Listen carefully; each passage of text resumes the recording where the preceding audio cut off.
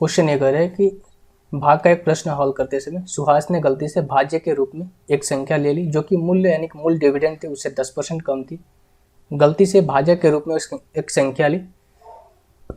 एक संख्या भाजक के रूप में ली यानी कि डिवाइजर, जो कि मूल्य भाजक से 20% कम था। यदि भाजक के मूल प्रश्न का सही भागफल यानी कि जो क्वेश्चन था 24 था और शेषफल यानी रिमाइंडर 0 था, यह मानते हुए कि उसकी गणना में कोई त्रुटि नहीं है, तो सुहास के द्वारा प्राप्त किया गया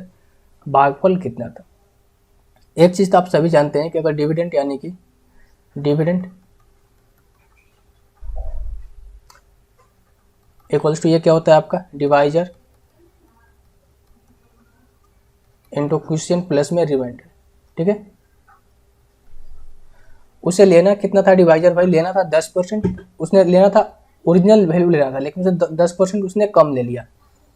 यानी कि 10% का फ्रैक्शन वैल्यू होती है 1/10, यानी कि उसे लेना था 10 लेकिन उसने लिया कितना 9, यानी कि डिविडेंड कितना हो गया आपका 9/10। अब डिवाइजर क्या था, एक्चुअल में 20% की फ्रैक्शन वैल्यू होती है 1/5, लेना था 5 लेकिन इसका उसमें से एक इसने कम लिया तो उसने लिया कितना 4/5 लिया।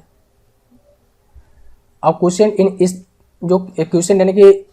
यानी कि जो भागफल इनिशियल था, भागफल इनिशियल अपॉन में ये होगा भागफल फाइनल, ठीक है, क्योंकि अंत में जो उसके जो भागफल इनिशियल था वो कितना था 24 था, ठीक है, या फिर आप यहाँ पे 24 दे सकते हो, ठीक है, या फिर मैं आपको फिलहाल के लिए इसको एज इट इज रखता हूँ। और दोनों ही केस में क्या होता है, रिमाइंडर क्या होता है 0 होता है, तो यहाँ पर क्या होता है आपका 0 का तो कोई सेंस बनता नहीं। ये 5 से कटेगा कितने बार में, 2 बार में, 4 दूनी 8 है ये 9, यानी कि क्वोशिएंट इनिशियल कितना आ गया आपका, क्वोशिएंट इनिशियल अपन में क्वोशिएंट फाइनल कितना आ गया आपका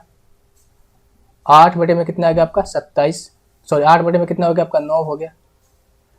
अब देखो क्वोशिएंट इनिशियल कितना था 24, उसका इनिशियल भागफल आया था, यानी कि 24 की वैल्यू 8 की वैल्यू कितनी है 24, इसे 3 गुना ज़्यादा है, तो जो फाइनल क्वोशिएंट यानी कि जो फाइनल भागफल आएगा वो भी इससे 3 गुना ज़्यादा, यानी कितना हो जाएगा आपका 27 हो जाएगा। ऑप्शन नंबर ए बहुत ही बेहतरीन क्वेश्चन है, इस तरीके के क्वेश्चन आए हुए हैं तो आप इस तरीके के क्वेश्चन को प्रैक्टिस कीजिएगा।